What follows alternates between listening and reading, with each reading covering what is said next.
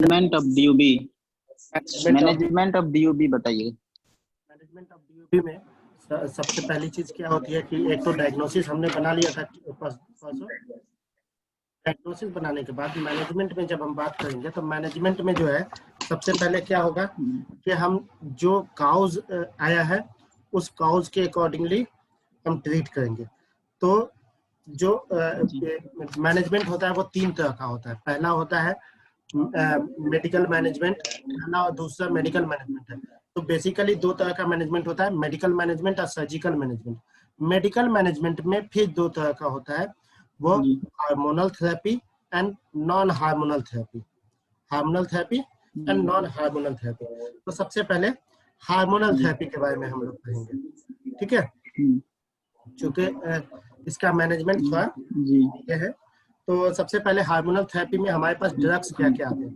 तो ड्रग्स जो आते हैं, ड्रग्स को 2 कैटेगरी में बांटा गया है। पहला तो हार्मोन्स है और उसका नॉन हार्मोनल को 2 कैटेगरी में। तो हार्मोन्स में सबसे पहले क्या है, नॉन एसीटेट। हार्मोनल थेरेपी में सबसे पहला ड्रग्स नॉन एसीटेट। नॉन नॉर्एथिस्टेरॉन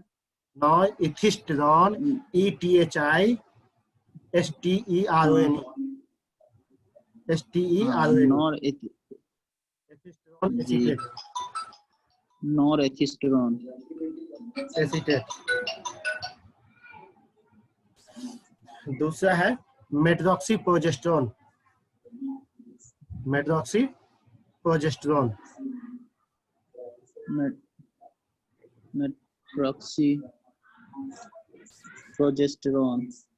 तीसरा है डाइड्रोजेस्टेरोन। डाइड्रोजेस्टेरोन।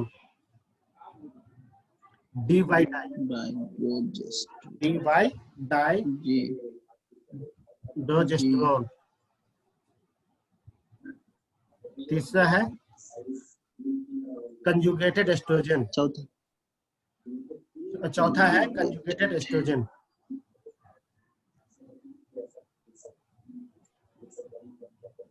जी। चौथा है combined form of estrogen and progesterone.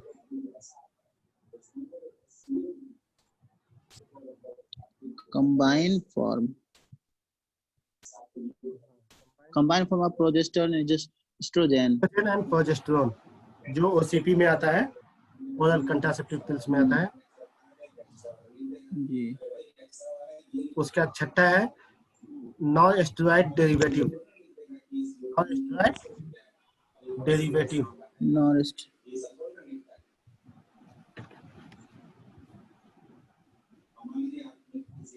सातवां है डायनाजोल।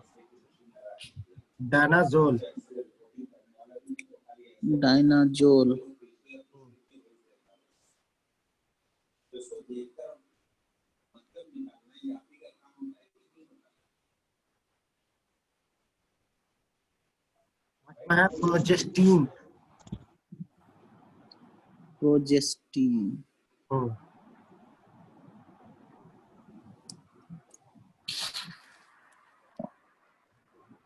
ये प्रोजेस्टीन जो है ये बेसिकली आईयूसीडी के तौर पे इस्तेमाल किया जाता है। आईयूसीडी के तौर पे इस्तेमाल किया जाता है या फिर डीयूबी में इस्तेमाल किया जाता है। आईयूसीडी के तौर पे या फिर डीयूबी में। आईयूसीडी के तौर पे या फिर डीयूबी में। इसके अलावा मिफेपेस्टोन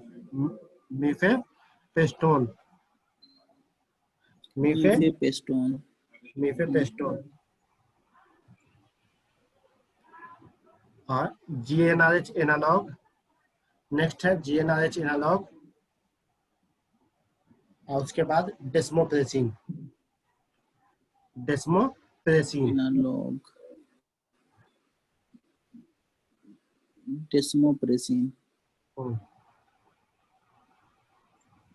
जी। ठीक है, तो ये हार्मोनल थेरेपी है, इनमें से यूज करते हैं। अब हम 1 बाय 1 इसको सबको देखेंगे, ठीक है? जी तो सबसे पहली चीज ये हमको ये जानना होगा कि हार्मोनल थेरेपी जो है ये किस तरह से ये करता है। तो बेसिकली हार्मोनल थेरेपी जो है ये क्या करता है कि जितना भी टाइप का यूबी है किसी भी एज ग्रुप में, DUB यूबी यानी डिसफंक्शनल यूट्राइन ब्लीडिंग, उसमें ऑल जी एज ग्रुप में क्या करता है कि रिप्लेस करता है एस्ट्रोजन एंड एंड्रोजन के इसको लेवल मिसमैच को। ठीक है, तो सबसे पहला हमारा क्या था, ये था नॉरहेस्टेरोन एसीटेट। और इथेस्टोन जो है ये भी कॉम्बिनेशन में आता है, ये भी कॉम्बिनेशन में आता है, एक अकेला नहीं आता है, दो कॉम्बिनेशन मिलके आता है। एक होता है नॉरहेस्टेरोन और दूसरा होता है मेट्रोक्सी प्रोजेस्टेरोन। ये दोनों कॉम्बिनेशन पे आता है, जिसको एक ये किया गया ओरल के लिए, वो प्रोजेस्टीन नाम उसका क्या दिया गया, प्रोजेस्टीन। दोनों का कॉम्बिनेशन फॉर्म ऑफ जी जो है उसको अच्छा, नॉरहेस्टेरोन एसीटेट प्लस मेट्रोक्सीप्रोजेस्टेरोन दोनों को मिला के एसीटेट दोनों को मिला कंबाइंड फॉर्म में दिया जाता है। और ये जो है आपको ये दोनों को कंबाइंड फॉर्म में दिया जाता है। ये दोनों को ये कंबाइंड फॉर्म में दिया जाता है, उसको प्रोजेस्टिन बोला जाता है ना, प्रोजेस्टीन। ठीक है, इसका जो मैकेनिज्म ऑफ एक्शन है जी वो क्या है, सबसे पहले ये स्टिमुलेट करता है, किसको स्टिमुलेट करता है आपको, ये 17 बीटा हाइड्रोक्सी। इसका तीन तरह से मैकेनिज्म ऑफ एक्शन है। पहला एक्शन क्या है कि ये स्टिमुलेट करता है 17 बीटा हाइड्रोक्सी एस्टेरॉयडल डिहाइड्रोजिनेज को। 17 beta hydroxy steroidal dehydrogenase steroid dehydrogenase को एक्टिवेट करता है या स्टिमुलेट करता है। दूसरा, एस्ट्रोजन का जो इंडक्शन होता है उसको इनहिबिट करता है। एस्ट्रोजन रिसेप्टर के इंडक्शन को इनहिबिट करता है। Inhibit the induction of oestrogen receptor, ऐसे लिखो, इनहिबिट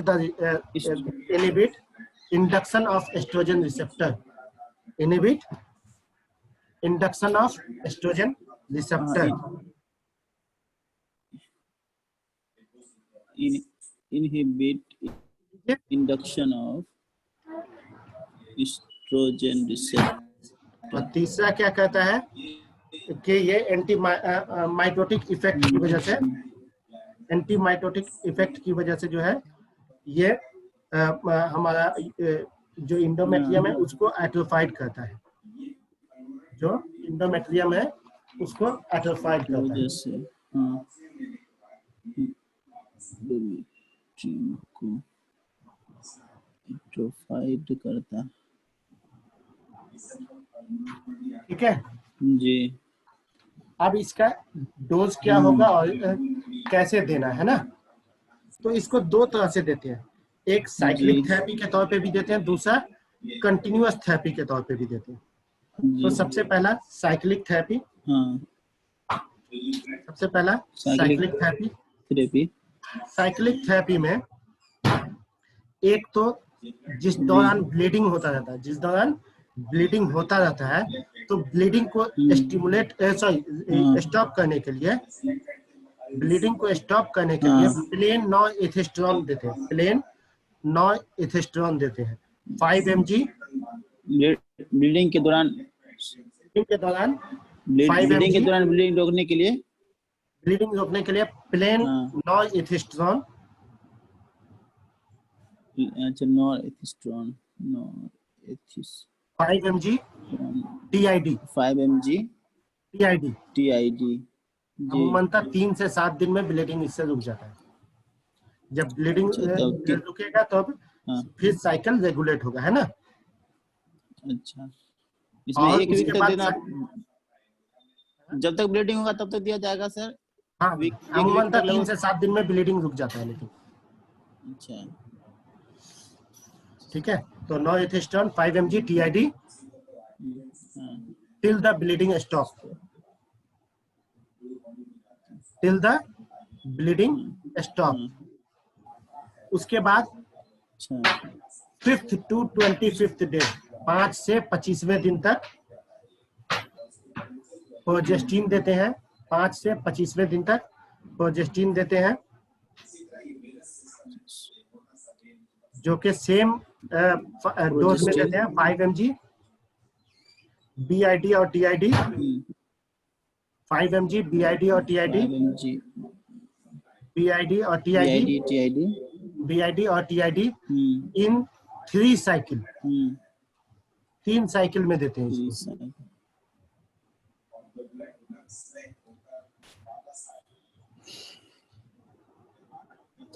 अगर ये ओवुलर ब्लीडिंग है तब इन ओवुलर ब्लीडिंग, वहीं एनावुलर ब्लीडिंग होता है अगर एनावुलर ब्लीडिंग होता है एंड ओवुलर ब्लीडिंग होता है, तो वैसी सूरत में क्या करेंगे कि हम प्लेन मेट्रोक्सीप्रोजेस्टेरोन 10 mg, प्लेन मेट्रोक्सीप्रोजेस्टेरोन 10 mg या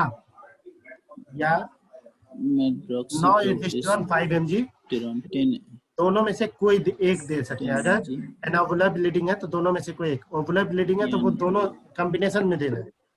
वहीं एनावुलर ब्लीडिंग है तो मेट्रोक्सीप्रोजेस्टेरोन 10 mg या नो एथिस्टोन 5 mg, BID और TID, 5 mg BID और TID,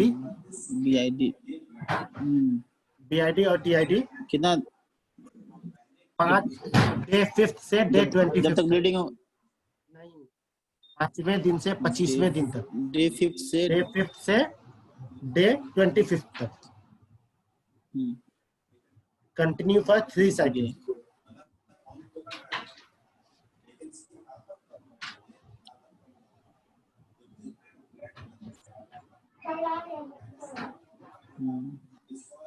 ठीक है, वहीं एक और हार्मोनल थेरेपी होता है जिसका नाम क्या है, डाइड्रोजेस्टेरोन। जो थर्ड है वो हमारा क्या है, डाइड्रोजेस्टेरोन। अगर इसकी जगह प्रोजेस्टिन की जगह हम ओवुलर ब्लीडिंग में डाइड्रोजेस्टेरोन यूज करते हैं, तो इसको सिर्फ और सिर्फ 15 से 25वें दिन देना है डाइड्रोजेस्टेरोन। अब 15 to 25 किसकी जगह डैड नॉन एथिस्टोन की जगह पे इसका इस्तेमाल किया जाता सर? इसी की जगह यानी कि प्रोजेस्टिन की जगह अगर हम इसको, क्योंकि क्या होता है कि BID और TID डोज देना है, 5 से 25वें दिन देना है, 3 महीना देना है, तो कभी कभी मरीज जो है वो थोड़ा सा ये डिस्कम्फर्ट फील करता है कि इतना दवा लेना है, 20 दिन तक दवाई लेना है जो है 3 टाइम 3 महीना, तो ऑकवर्ड ये हो जाता है। तो वैसी सूरत में अगर पेशेंट कन्वेंसेबल नहीं है या फिर जो है आपको क्या कोई ये है कंट्राइंडिकेशन मिलता है, तो वैसी सूरत में क्या देंगे हम, वैसी सूरत में डाइड्रोजेस्टेरोन 10 mg ओवुलर ब्लीडिंग में, डाइड्रोजेस्टेरोन 10 mg OD और BD, OD और BD ओवुलर ब्लीडिंग में देंगे ना, OD और BD 15th to 25th day,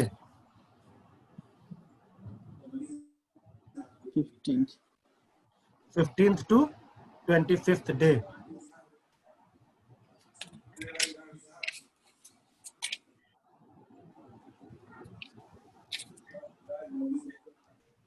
ठीक है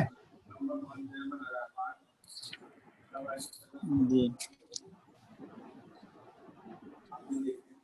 ओके। जबकि इसको एनोबुलर ब्लीडिंग में नहीं दे सकते, इसको एनोबुलर ब्लीडिंग में नहीं दे सकते।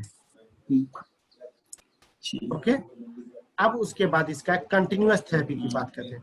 ये तो साइक्लिक थेरेपी हो गया, एक इसके बाद कंटिन्यूअस थेरेपी। डाइड्रो ये ध्यान रखना है इसमें कि डाइड्रोजेस्टेरोन जो है ये लेस इफेक्टिव है बनिस्बत के प्रोजेस्टिन के। ये लेस इफेक्टिव है प्रोजेस्टिन के, ठीक है। वो भी 3 साइकिल देना है, 15 से डाइड्रोस्टेरोन 25 mg में डाइड्रोजेस्टेरोन जो है ये भी 3 साइकिल ही देना है। कंटिन्यूअस में बता रहे हैं ना सर? नहीं, ये 15 से 25 साइक्लिक आवाज लेकिन सर बड़ी कट रहा है, लेकिन सही से कट कट रहा है। आवाज कट जा रहा है बार बार। हाँ अभी आ रही है आवाज। ये इसका सिलेक्शन आता है, मतलब आवाज इसकी सिलेक्शन दो तीन केस में करेंगे। नहीं, पहले वही डाइड्रोजेस्टेरोन का जो है लिख लो, डाइड्रोजेस्टेरोन का लिख लो कि इसका सिलेक्शन 3 तरह के केसेस में करेंगे। इसका सिलेक्शन 3 तरह के केसेस में कंटिन्यूअस ब्लीडिंग, कंटिन्यूअस ब्लीडिंग लिखा रहे हैं, साइक्लिक में लिखा रहा हूँ। साइक्लिक में इसका जो सिलेक्शन है डाइड्रोजेस्टेरोन का, इसको 3 तरह के केस में करेंगे। सबसे पहली चीज कि वो ओवुलर ब्लीडिंग होनी चाहिए। अच्छा। दूसरी चीज कि ये जो है आपको उस लेडी में अमूमनतः यूज करनी चाहिए जो आगे प्रेगनेंसी चाहती है। जो प्रेगनेंसी नहीं चाहती है उसमें आप प्रोजेस्टिन यूज कर सकते हैं, लेकिन जो प्रेगनेंसी चाहती है उसमें इसी का यूज करना होगा, ठीक है। तीसरा, ऐसे केसेस में जिसके इंडोमेट्रियम पे शेडिंग, इरेगुलर शेडिंग या राइपिंग हो गया, जो काउज में बताए थे कि इंडोमेट्रियम पे शेडिंग और राइपिंग हो जाता है, ठीक है। तो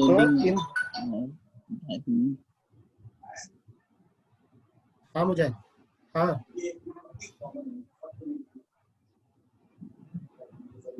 ठीक हाँ, तो ये 3 तरह के केसेस में अमूमनतः इसका इस्तेमाल करते हैं, ठीक है।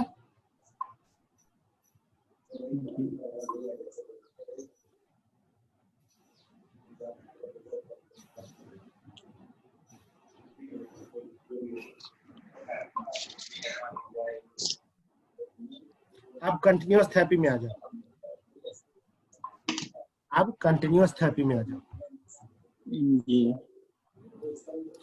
कंटिन्यूअस थेरेपी में सबसे पहली चीज क्या हो जाती है हमारी कि प्रोजेस्टिन जो है ये प्रोजेस्टिन हम डेली देते हैं। डेली में आप या तो प्रोजेस्टिन जो है वो डेली देते हैं 3 महीने तक, ओडी और बीडी में। प्रोजेस्टिन ओडी और बीडी में डेली 3 मंथ तक या फिर मेटरॉक्सीप्रोजेस्टेरोन एसीटेट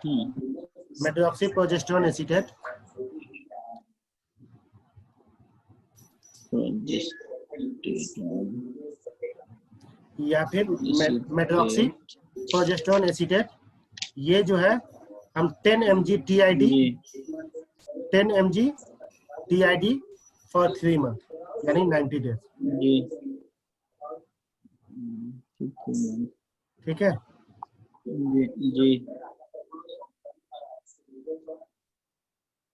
तो ये हमारा जो हो जाता है ये। इसके बाद अगर हम आएंगे तो एस्ट्रोजन, कंजुगेटेड एस्ट्रोजन।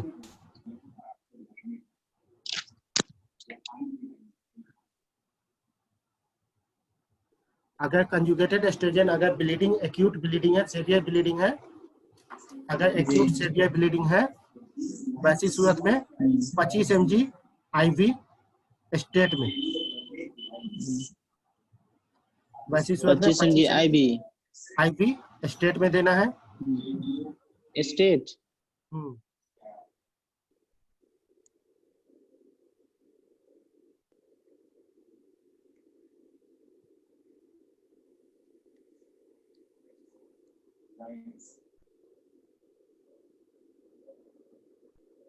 और अगर 4 घंटे में ब्लीडिंग स्टॉप नहीं हुआ तो इसको हर 4-4 घंटे पे रिपीट कर सकते हैं।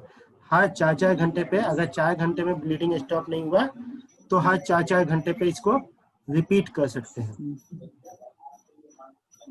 टिल द ब्लीडिंग स्टॉप या bleeding control. Till the bleeding stop या ब्लीडिंग कंट्रोल। कंट्रोल ब्लीडिंग से मुराद ये है कि बहुत हल्का ऊजिंग होने लगे तो बंद कर देना है इसको। तो पहले एक स्टेट डोज देना है, फिर इसको कंटिन्यू करना है till the bleeding stop 4 hourly. ठीक है जी। उसके बाद जब ब्लीडिंग स्टॉप हो जाता है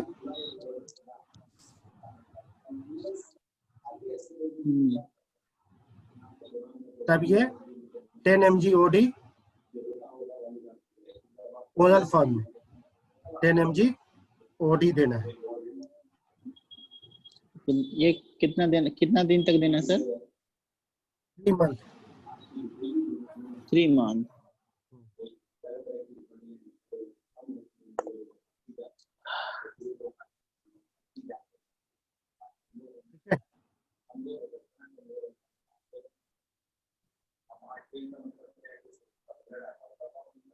ओके।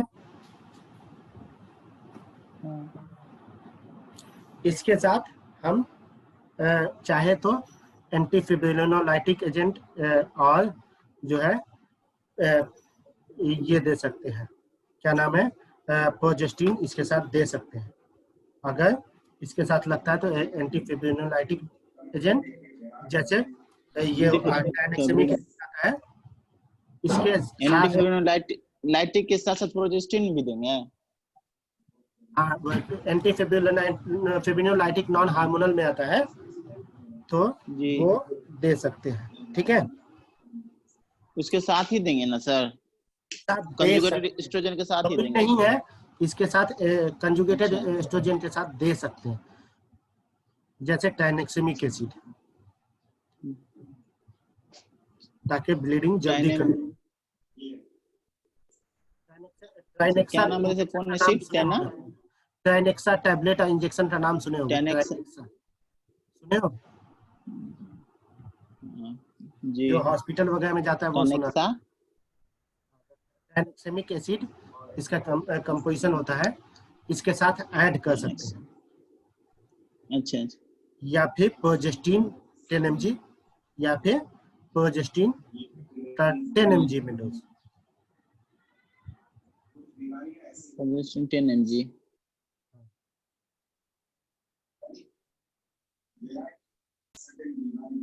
इसके अलावा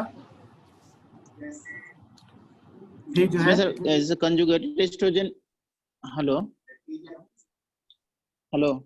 हाँ बोलो ना। हाँ सर, कंजुगेटेड एस्ट्रोजन के साथ ही देंगे। अगर मान लीजिए ब्लीडिंग नहीं रुक रहा तो एंटीफाइब्रिनो, अच्छा, उसमें प्रोजेस्टिन भी ऐड कर देंगे। ऐड कर सकते हैं। ठीक है। अच्छा। अब नेक्स्ट जो है वो क्या है, combined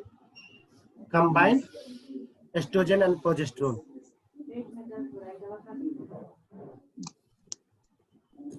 combined estrogen and progesterone. Combined estrogen and progesterone जो ओसीपी के तौर पे यूज करते हैं, D1 to D21 every month for 3 to 6 cycle. D1 to D21 हाँ जी। एंड प्रोजेस्टेरोन कब तक देना है? 6 साइकिल तक। 3 to 6 साइकिल। 3 to 6 cycle. जी। ठीक है। इसके बाद अगर बात करें हम तो इसके बाद बात आती है कि ये हमारा progestin releasing IUCD intrauterine contraceptive device जो होती है उसके जरिए, तो इंट्रायूट्राइन प्रोजेस्टिन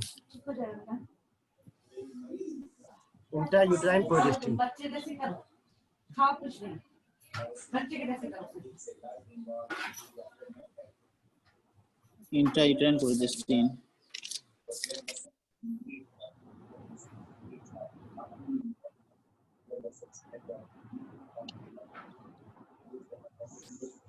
इंट्रायूटेराइन प्रोजेस्टिन ये आईयूसीडी के तौर पे यूज किया जाता है।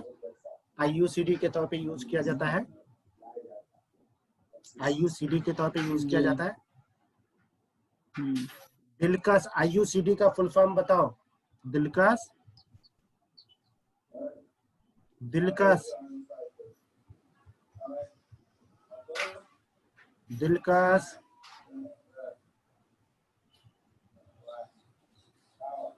Nazis, Nazis. जी सर, जी सर। आईयूसीडी का फुल फॉर्म बताओ। Intrauterine contraceptive device. ये अप टू 5 ईयर तक के लिए यूज किया जा सकता है। अप टू 5 ईयर तक के लिए यूज किया जा सकता है।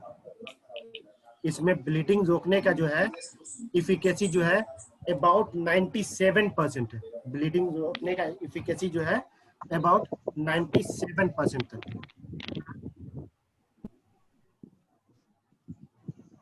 ब्लीडिंग रोकने का एफिकेसी 95%। 97 97% है।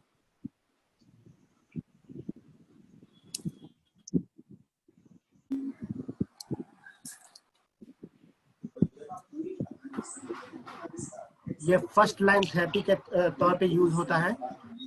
फर्स्ट लाइन थेरेपी के तौर पे यूज होता है अगर किसी तरह का स्ट्रक्चरल एबनॉर्मलिटी ना हो तो। ये फर्स्ट लाइन थेरेपी के तौर पे यूज होता है अगर किसी तरह का स्ट्रक्चरल एबनॉर्मलिटी उस फीमेल में, वुमेन में नहीं है तो। किसी तरह का स्ट्रक्चरल एबनॉर्मलिटी नहीं है तो फर्स्ट लाइन थेरेपी के तौर पे इसका यूज करते हैं।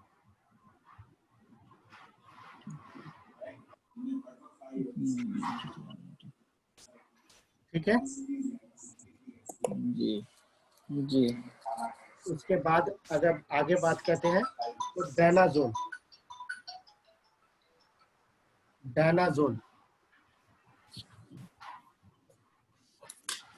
नेक्स्ट जो हो जाता है वो डायनाजोल।